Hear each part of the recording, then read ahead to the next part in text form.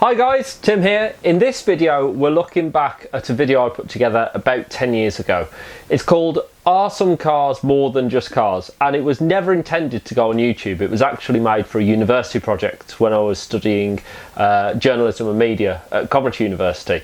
But because I'd made it, I put it on YouTube about 10 years ago now, and as it's been that long I thought I'd re-watch it and see what kind of reaction it provokes in me.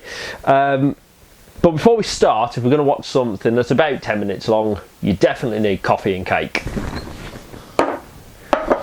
Not quite cake, these are brownies. These are, yes. Those are from the Cake Club, which my friend Gina runs. And I've never tried one of her brownies, so let's give it a go. This one is Kinder Bueno. Good cake. If you'd also like to try some of Gina's brownies, I've linked her website and Instagram here.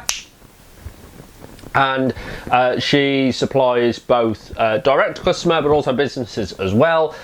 You can find all the details on her website. Her brownies are lush and she ships these all over the UK. So go check out Gina and the Cake Club. Big plug. Now, let's get into this. I've linked the original video up here, so if you want to watch it you can. It's also in the description below. Here goes. Okay, wow, so first thing you get the Calibra Project zooming out. This was all done on very primitive Windows software, so not lovely Macs. And if you notice, even the Mac is from 2011, gone proper retro with this. 4 wheels are better than 4 legs. So a lot of stuff in this video was actually B-roll and content that I thought I couldn't use, and the cameras that we used were rented from the university. Oh, I love this shot. The kid just freezes. He's like, oh, the car's going around the corner. All of this was shot on quite primitive video cameras now. It actually ran on cassette. You had to buy cassettes to put in them and then ingest all the footage at the end of the day. And it bugged me for a long time. I couldn't remember why I started this video at a stable in Kings Winford, and it dawned on me when I was setting up this video. I was thinking, why did I start then? I was looking at my notes. It's because I likened, there's two narratives in this film. There's the narrative of the horse to the car and then the Calibra itself, and I start the video with a horse, so that's why I started in a stable. It's a Vauxhall Calibra. Now I've still got this car 10 years on. I bought this car in April 2010 and I've still got it, and it hasn't changed much at all. The wheels have changed because the suspension was so hard on it, and they were 17-inch wheels with about that much rubber on them, and the ride was just unbelievably hard. The side indicator lenses, they're now smoked ones, and I put a private plate on there, but other than that the car is pretty much as it was in this video 10 years ago.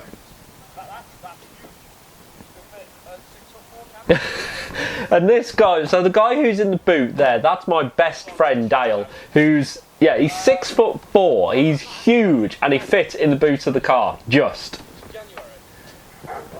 And yes, this was all shot in January, so you could see there was snow on the ground, and it actually took 5 days to make this film, and I had to wash the car both at the end of every day, and also, oh, this, right. This was a thing I got wrong in the original shoot, and it bugged me that I didn't change it in time. And I said oil temperature gauge, it's not, it's an oil pressure gauge, and I didn't realise until the end of the day when I ingested all the footage, and at that point it was too late to change it. I also look quite camp doing that, don't I? So, the route. Yeah, and this was the other primitive thing as well. I had to, so I wanted to show the route, and I couldn't get any map software to like display it, so I had to use Google Maps and screen recording software to do it. A little bit further. Come on, down here. Yep. That's it. Sorted. However, I was already experiencing some of this car's little traits. Right, so this was probably my favourite day's filming. We filmed this on a Tuesday, and as you can see by the shake there, you can see just how hard the ride was in that car. It's still really firm. but it's a lot better with the smaller wheels. But all of this was filmed out in the countryside with me and Dale and Chris Allen. So Chris was driving here and Dale is literally hanging out the back of the car holding the camera down. This was my favourite shot of the whole thing. The car coming by and then just easing around like that. Absolutely loved that shot.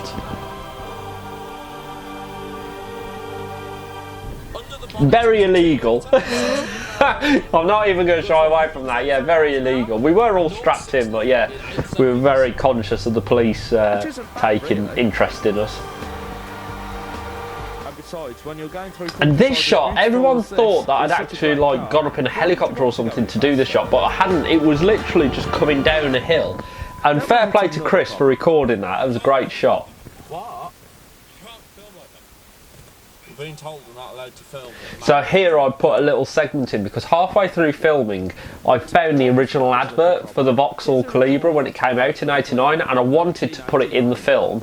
So we mocked up a scene where it sounded like the police had pulled us over just so I could segue this in. Or a warm front in the Cold War. Who'd have believed that Britain would win in Hollywood? Or that Germany would win at Wimbledon? Look at the Who would footage. believe that a bunch of flowers would go for 25 million? 1989, that's crazy. Europeans would win the Ryder Cup.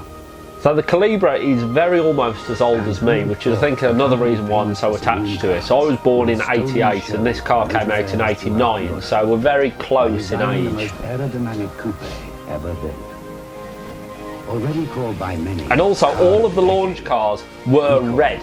And it was complete coincidence I ended up with a red one. I've been looking one for ages, and then my one popped up on eBay close to where I was working at the time, so I went down and bought it.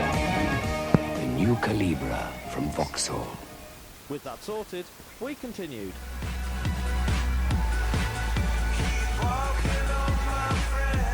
And then we did like a little montage of all the shots that we got going back and forth. We did all this in a day, all of these moving shots. And also like all these, so this shot of the wheel arch like really low down, that was done with, I think Chris was sat in the boot of the Calibra and actually held the camera down by the back of the car.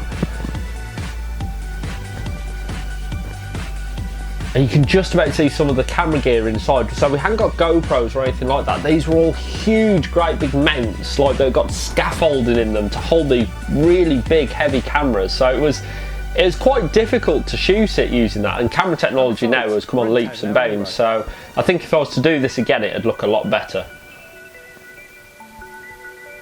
And this was all shot around Leamington Spa. So we go Leamington Spa, quite a pretty town. And then we go from there back to Wolverhampton Audi, so I can do all the shots inside the dealership.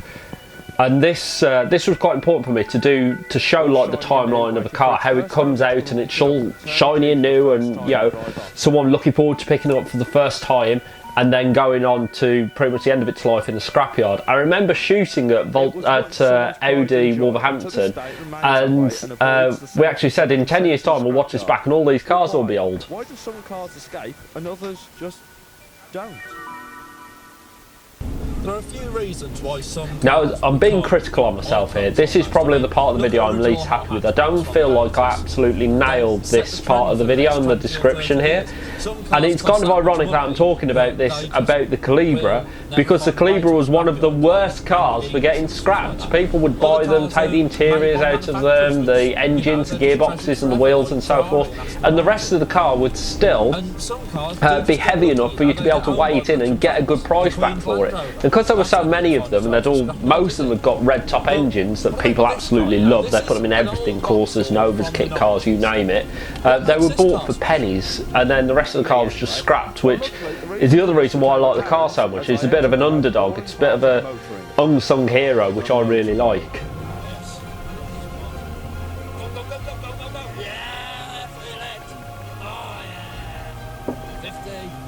I also didn't get copyright-free music, so when I came up with this, I created the playlist that I wanted for this video, and then built the video and all the scenes around the music to try and get them all to fit nicely together. From being just a ton and a half of steel to something more, you know, you can't quite put your finger on it. And this isn't like the first car that I felt like came. A few years ago, me and some guys... So that was a reference back to my first car, which was Miles, but then actually segued into the Rally Europe footage, which is this.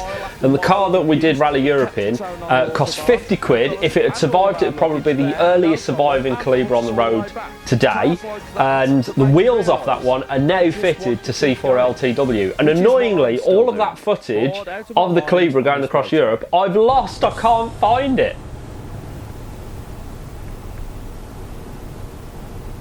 This was all B-roll footage as well, and this was completely off the cuff as well. I didn't script this part, but I liked it, so I put it in there, especially with the golf going by at that point.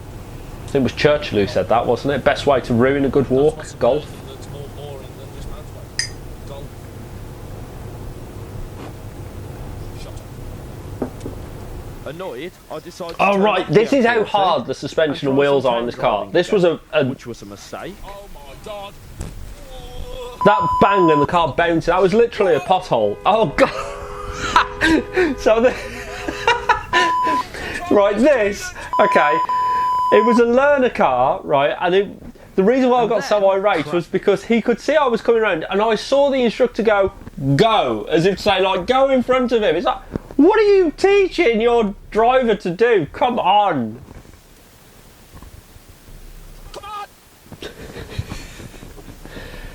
And you can see there's a bit of a cut there between, like, it goes from almost night time to middle of the day. And that's because I couldn't find any traffic in the middle of the day to shoot that angle going forward, so I had to cut them all together. Worried I might not make it and I might spontaneously combust, I turned around and yes, the car does still overheat. It's got a big K&N air filter under the bonnet, which is open, and rather than sucking cold air from outside, it just sucks hot air from under the engine bay. So when it sits in traffic, it just cooks itself. Oh wow, the Heritage Motor Museum! Of course, this is the British Motor Museum now, who I still work with and still present shows at. And they very kindly let me film in there because we've got a relationship started already. And after I showed them the film, they wanted to put it up in the museum, and I had to say no because I hadn't got the copyright to the music I'd used. God, look at some of those cars. I'm pretty sure some of them are still in there actually. What's this one? Oh, it's an SV! Do you remember the SV when it came out in, like, I think it was around 2000 it came out, and they said, yes, you got 1,000 horsepower with a nitrous kit. Geek alert. I said at the start of the video, 4 wheels are better than 4 legs, talking about horses against this car. The Benz Painted Motor Wagon has 3 wheels. That's a cock up, isn't it? The audio there was rubbish as well because I hadn't got any tie mics, so I had to put a mic on top of the camera and it was quite far back, so I had to shout and the museum was silent.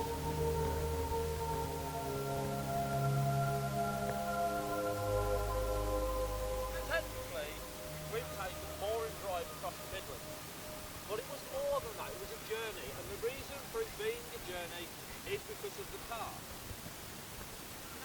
Technically, it is a lump of metal. Hadn't got any override on the focus either. It was literally an autofocus, and you could blur it out and then touch and it would focus, which is why I kept using those soft focus touches throughout the video. Now this is probably my second favourite part of the video, is I used the music from the ad, turn the lights on, when you start the car you can see them flicker, which I really like. It's like it comes alive, and then just that music kicking in as the car starts driving off. But this annoyed me, look. I look at the camera! What am I looking at the camera for? Oh, that was so annoying. But that was it, so that was the end of the film. You can see now how primitive the software was that I used to put this together, because I couldn't get the text to close together. I had to do it like all individual pieces of text to follow one another, and I've got almost no control over it.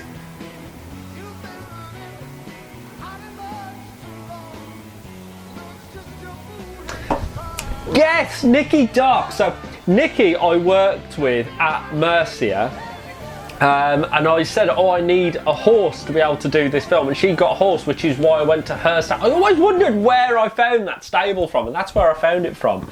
And all of the audio for this was actually recorded in the studios at Mercia, now Free Radio, Coventry and Warwickshire. Ah, well, that's it. So, looking back on this film, I still think it's a good film. I think it is. I don't know. You might think it's rubbish, but yeah, for a piece of work, it got me the grades that I needed at uni, and I'm still happy with it today. I'm thinking for the 10-year anniversary of this film, I should remake it pretty much word for word, but using modern camera kit. But I also think I should do a follow-up version to it. And the idea I've got is to go around the country and try and track down surviving Calibras, especially special editions. So if you think I should do that, can you write it down in the comments below and let me know. Thank you very much for watching this video. I hope you've enjoyed it. If you have, please give it a thumbs up. And also remember to check out my channel. There's loads more content on there now, and I'm putting new videos up there every Thursday. Next week's video, I'm looking at Max Power magazines.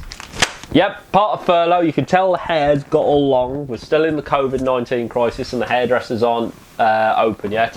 But next week I'm going to be looking at old Max Power magazines, which I've dug out as part of clearing stuff out while I've been on furlough. Anyway, thank you for watching this video. Please give it a thumbs up and do remember to subscribe. I'm trying to get to 1,000 subscribers right now, and I really appreciate each and every one of you who do subscribe. Thanks for watching. I'll see you again soon. Cake! A cake club!